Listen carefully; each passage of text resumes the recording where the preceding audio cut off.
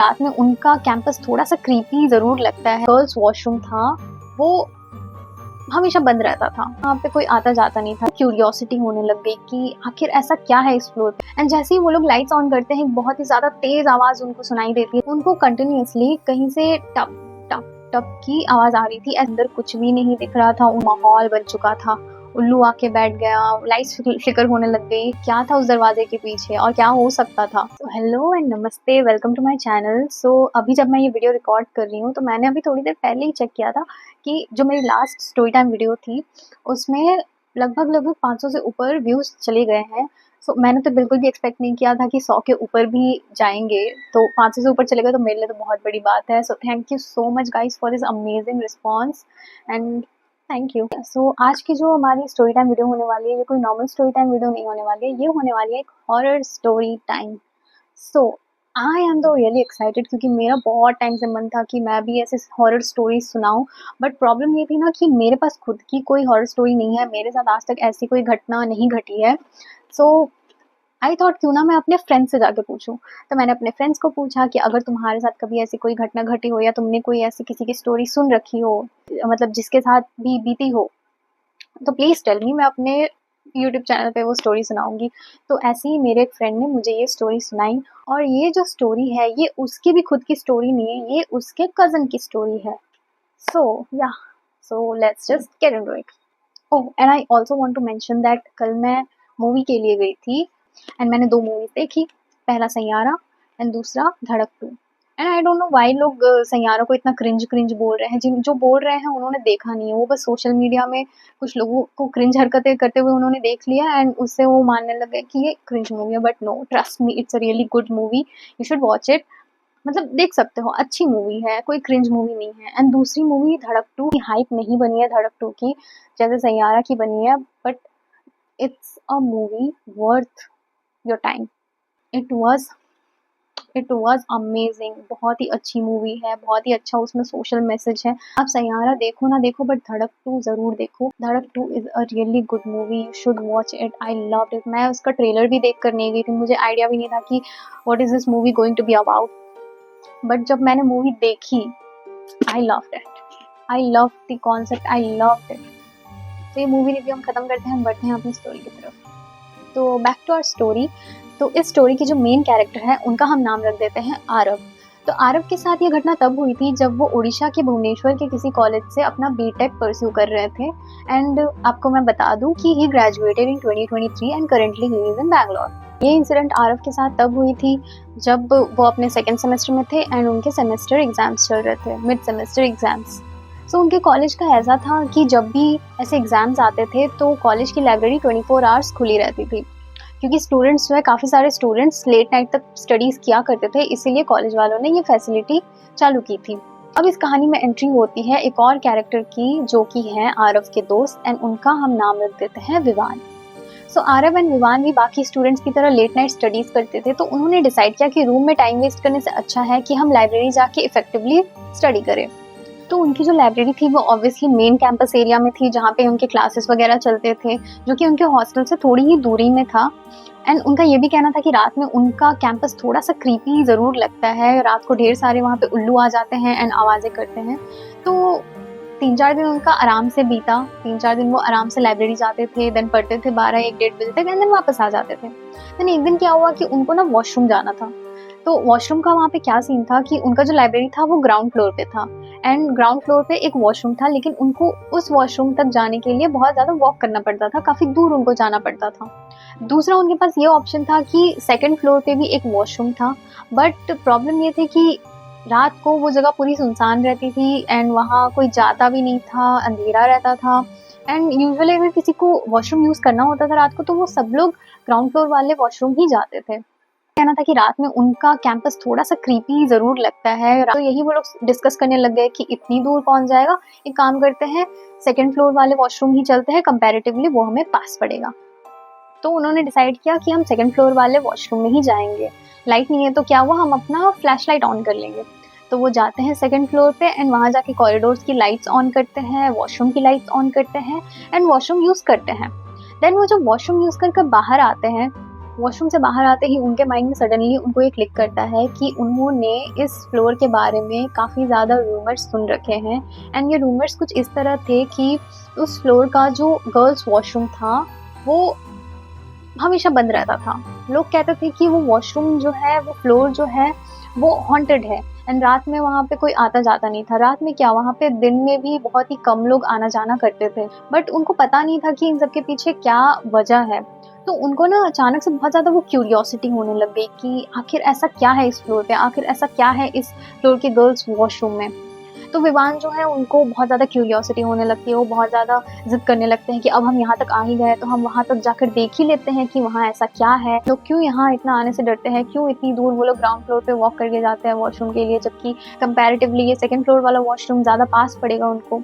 तो उनको बहुत ज़्यादा क्यूरियोसिटी होने लगती है। तो आरव से कहते हैं कि चलो देख आते हैं। आरव पहले तो थोड़ा झिझकते हैं, बट इतना ज़्यादा वो ज़िद करते हैं विवान की आरव भी फाइनली मान ही जाते हैं कि ठीक है, वैसे भी वॉशरूम तो बंद ही होगा, हम वहाँ जाएंगे एंड बाहर से देखकर वापस आ जाएंगे। तो फिर वो लोग बढ़ते हैं उस गर्ल्स वॉशरूम की तरफ। एंड वहाँ पे भी अंधेरा रहता है, तो वो लोग वहाँ पे भी कॉरिडोर्स की लाइट्स ऑन करते हैं। एंड देन वहाँ पे 3 लाइट्स थे, जिसमें से 2 अच्छे से जल रहे थे, लेकिन एक थोड़ा फ्लिकर कर रहा था। तो उन्होंने ज़्यादा ध्यान नहीं दिया कि हो सकता है कि उस लाइट में कुछ खराबी हो, तो उन्होंने ज़्यादा ध्यान नहीं दिया। एंड जब उन्होंने गर्ल्स वॉशरूम की तरफ देखा, सो टू द सरप्राइज जो गर्ल्स वॉशरूम था उसका दरवाज़ा, उस दरवाजे की कुंडी टूटी हुई थी। अब कुंडी टूटी हुई है तो मतलब ताला लगा होना ना लगा होना एक ही बात है। तो इस पे विवान कहते हैं कि कुंडी भी टूटी हुई है, मतलब दरवाज़ा खुला है, तो क्यों ना हम अंदर जाकर देख लेते हैं कि आखिर अंदर क्या है। क्यूरियोसिटी का कीड़ा। तो जिस पे फिर आरव उनको मना करते हैं कि नहीं यार, नहीं जाना चाहिए, वैसे भी इतने रूमर्स फैल रखे हैं एंड हम यहाँ पे अकेले हैं। विवान फिर से जिद करने लगते हैं कि अब यहाँ आ ही गए हैं तो एक बार देखने में क्या हर्ज है, चलो चलकर देख ही लेते हैं खुद अपनी आंखों से कि यहाँ क्या है। फाइनली इन सारे डिस्कशंस के बाद उन्होंने डिसाइड किया कि वो अंदर जाएंगे। तो जैसे ही आरव और विवान गर्ल्स वॉशरूम में एंटर करते हैं, अंदर बहुत ही ज़्यादा अंधेरा होता है। तो सबसे पहले वो लोग वहाँ के लाइट्स ऑन करते हैं। एंड जैसे ही वो लोग लाइट्स ऑन करते हैं, बहुत ही ज़्यादा तेज़ आवाज़ उनको सुनाई देती है, जिससे वो थोड़ा घबरा जाते हैं। बट आसपास देखने से उनको ये रियलाइज़ होता है कि ये जो आवाज़ थी वो एग्जॉस्ट फैन की आवाज़ थी। मतलब कि उन्होंने जब लाइट्स ऑन किया तो गलती से उनसे एग्जॉस्ट फैन भी ऑन हो गया था। तो जैसे ही वो दोनों थोड़ा नॉर्मल होते हैं, वो लोग अपने आसपास चीज़ों को ऑब्जर्व करने लग जाते हैं। एंड क्योंकि ये वॉशरूम काफ़ी टाइम से बंद पड़ा हुआ था, तो सारी चीज़ें वहाँ पे सूखी पड़ी थी, टूटी पड़ी थी, एकदम सब कुछ बिखरा बिखरा पड़ा था। एंड वहाँ पे 10 क्यूबिकल्स बने हुए थे। जैसा नॉर्मल गर्ल्स वॉशरूम में क्यूबिकल्स बने होते हैं, वैसे वहाँ पे 10 क्यूबिकल्स बने होते हैं। एंड उनको हैरानी इस बात की थी कि ये वॉशरूम इतने सालों से बंद पड़ा हुआ है, यहाँ पे पानी की सप्लाई नहीं है, पानी का सप्लाई नहीं है, तो ये पानी की आवाज़ आ कहाँ से रही है। ठीक है, उनको कंटिन्यूसली कहीं से टप टप टप की आवाज़ आ रही थी। ऐसी आवाज़ की उनको लग रहा था कि किसी ने, मानो जैसे किसी ने नल खुला छोड़ दिया हो। तो आरव थोड़े और ज़्यादा क्यूरियस होते हैं एंड वो विवान से कहते हैं कि अब हम यहाँ तक आ ही गए हैं, अब हम अंदर आ ही गए हैं, तो क्यों ना हम क्यूबिकल्स को भी खोल कर देख लें। जिस पे कि विवान थोड़ा सा घबराते हैं एंड वो कहते हैं कि हाँ भाई, तू खोल के देख ले, मैं यहीं ठीक हूँ, मैं यहीं से देख रहा हूँ। तो आरव जो है वो आगे बढ़ते हैं एंड क्यूबिकल्स को खोलने लगते हैं। पहला क्यूबिकल उन्होंने खोला, खुल गया। दूसरा खोला, वो भी खुल गया। तीसरा खोला, वो भी खुल गया। और इस तरह चौथा, पांचवा, सातवां और आठवां भी खुल गया। एंड जैसे ही वो 9वें को खोलने गए, वो खुला नहीं। तो उन्होंने सोचा कि ठीक है, फंसा होगा दरवाज़ा। तो फिर उन्होंने 10वां खोला और 10वां भी खुल गया।